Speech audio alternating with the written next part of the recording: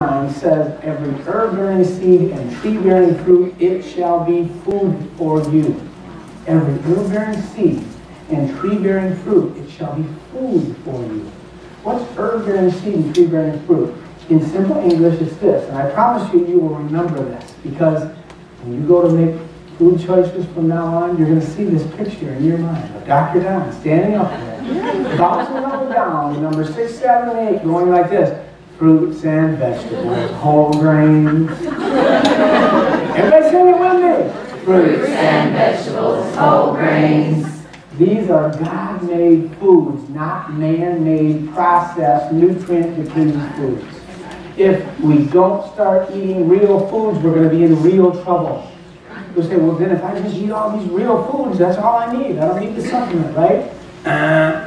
You'd have to eat 2 to 3 fruits, 4 to 6 vegetables, and 5 to 11 whole grain servings 365 days a year, grown in soils that are not depleted, not picked before they're ripe, and then sprayed with gases to keep them from ripening before they get to you, and irradiated to supposedly make them healthy, which further depletes nutrients. And then when you get them home, you don't just eat them, you cook them, bake them, God forbid, microwave them in case there's any nutrition left. And what's left for you? You're left with a deficit, deficiency, relative deficiency. So a very simple solution to that is nutritional supplementation. The jury is not out on this. It's not a question of whether you should supplement or not. The question is, what supplement should you choose? And I just heard a doctor, MD, same degree as mine. He didn't look too healthy, I'm glad to say that. But he was on CNN just yesterday in the airport. I see this doctor come on and say, there are a lot of studies about nutritional supplements, and the overwhelming majority of them say they do more harm than good. They don't work. And of course, he's written a book that endorses other things. It's all good. And I just think, wow, how dumb can you get to still breathing? This is my supposed colleague. You know, but opinions are like noses. Everybody's got one. There's usually a couple holes in them. And everyone's entitled to my opinion, they just don't always take it. But I think they should. I try not to have an opinion, I try to go to the truth, and that's how I develop it. So it's a simple way that I'm sharing with you that what really works. So what are the best foods for you? Fruits and vegetables, whole grains. Sing it again with me, choir. Fruits and vegetables, whole grains. These are God-made foods. Fruits. Great cleansers, detoxifiers, particularly. And I'll just sing my little verse for each of these areas. The apples, oranges, bananas, bright colors you can see. These are clues to nutrition. Your body will agree. In general, the depth and the color of the fruit is a gross indicator of how much nutrition is there. The deeper the color, the more. And then vegetables, fruits, vegetables are great immune balancers. There's overlap. Fruits and vegetables both do immune balancing and detoxifying, but fruits are really the cleansers, vegetables are the immune balancers, and here's the verse for vegetables. Broccoli, cabbage, and carrots will go to work for you. They fight cancer and aging and make you feel good too. I like the wine and mine BB and CC because I like the wines too. But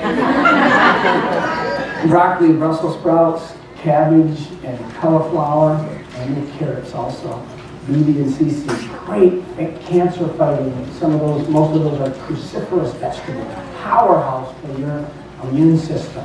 But once again, are you eating enough of those? So you need the supplement. What supplement should you choose? We can use any supplements we want. We can choose any formulator and manufacturer in the world. And I've worked with some of the top ones, and I've picked the products that really work and have what we think is the best of the best. I'll never say our products are the best because we're constantly improving them. We're finding other products that have maybe done better in a certain area, and then we take that technology and apply it to ours and improve it, right?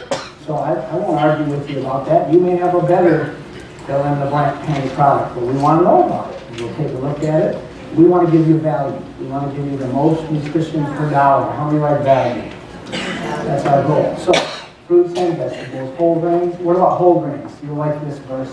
Don't you eat that white bread of the good nutrition's gone. Whole wheat, rye, and good brown bread will make you big and strong. The whiter the bread, the sooner you're dead. Remember the Nike people, just don't do it. I know it's good. I love white bread with butter. It's awesome. Isn't it awesome? But think about the consequences, right? It's just sugar and air, really. You take a whole loaf of that and just smash it right down. And the whole grain slowly release those simple sugars as opposed to the white bread that's just sugar. So, fruits and vegetables, whole grain, and then white if you choose meat. Everybody say white meat. White meat. Fish, chicken, and turkey, because they are the healthiest meats if you're going to choose meat. I know there's big controversy out there about meat eating and is vegetarianism healthier, and you know, the Bible does not teach to be a vegetarian. I believe vegetarian is the Indian word for bad hunter.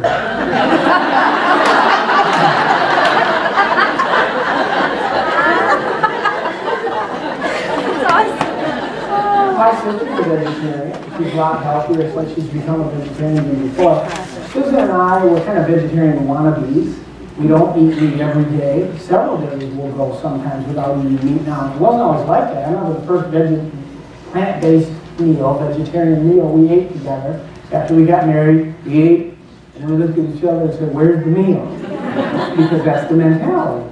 So you got to change your habits. You get to. So white if you choose meat, fish, chicken, turkey. By far the healthiest choice there is fish. Very powerful health food, beautiful nutritional profile, almost all protein, low carb, only good fats.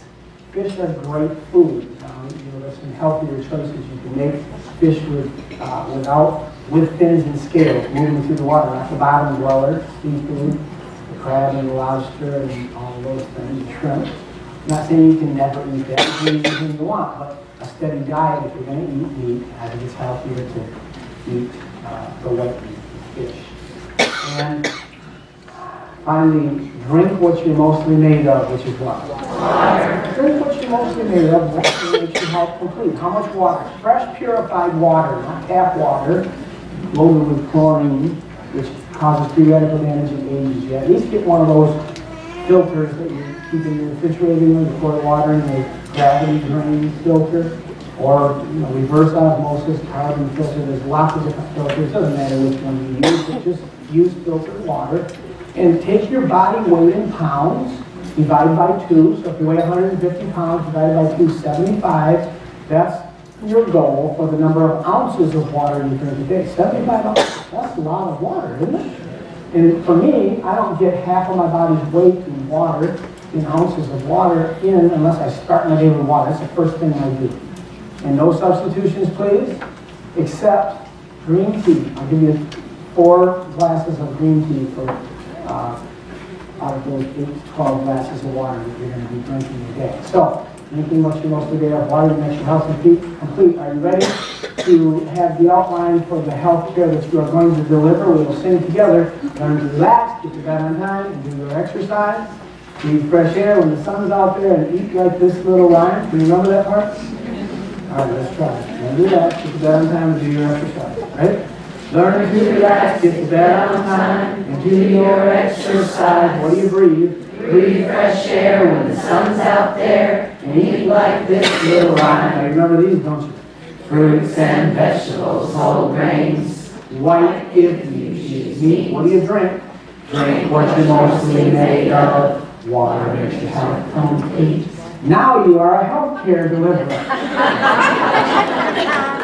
That is a very simple approach to your health, but I promise you, if you ignore one or all of those 10 keys that cure, you will never attain the health that you were designed to have, and reverse the sickness and disease that you may already have, and prevent sickness and disease from happening in your body. I mean, I'm 55 years old, and I feel better than I did when I was 30. And I've always been thin, but I've not always been healthy. I was not a healthy eater. I never exercised. I ate all the wrong foods. And you know what? The truth is, you can eat anything. Your body is so smart and adaptable, you can survive. But there are healthier choices. And as we were singing through that song, I remember that learn to relax, get to bed on time, do your exercise. Breathe fresh air. I didn't talk about that when the sun's out there. Let me quickly just give you a couple sentences on each one. Breathe fresh air Oxygen is the #1 nutrient required by every cell of your body on a second-to-second basis. And oxygen, cancer hates oxygen. Infections hate oxygen. Let's fight cancer and infections. Everybody take a deep breath. Let it out. So my advice to you is keep breathing. It's good advice, isn't it? It's the alternative, doesn't it? So breathe fresh air. When the sun's out there, what about sunshine? Aren't you afraid of skin cancer? No, I'm not afraid of cancer. Cancer is nothing to be afraid of. I've got a DVD on cancer, a 3-set DVD actually. That's powerful information on cancer called Cancer is Nothing to Be Afraid of. And I don't say that to minimize some of the devastation that you may have known at the hand of cancer or family members. Yeah, I guess I do say that to minimize that because there's a better way. I say that because 2,000 times a day, an average healthy person has a cancerous change in their body. It's just a rebellious cell. It's a cell that has lost its ability to quit dividing. It divides uncontrollably and then goes and tries to set up in another area and displace the function of those cells, whether it be the brain or the liver or the bone, different areas, and that's what causes the problems with cancer. Well, if every one of us has average 2,000 cancerous changes a day, which is very technically and scientifically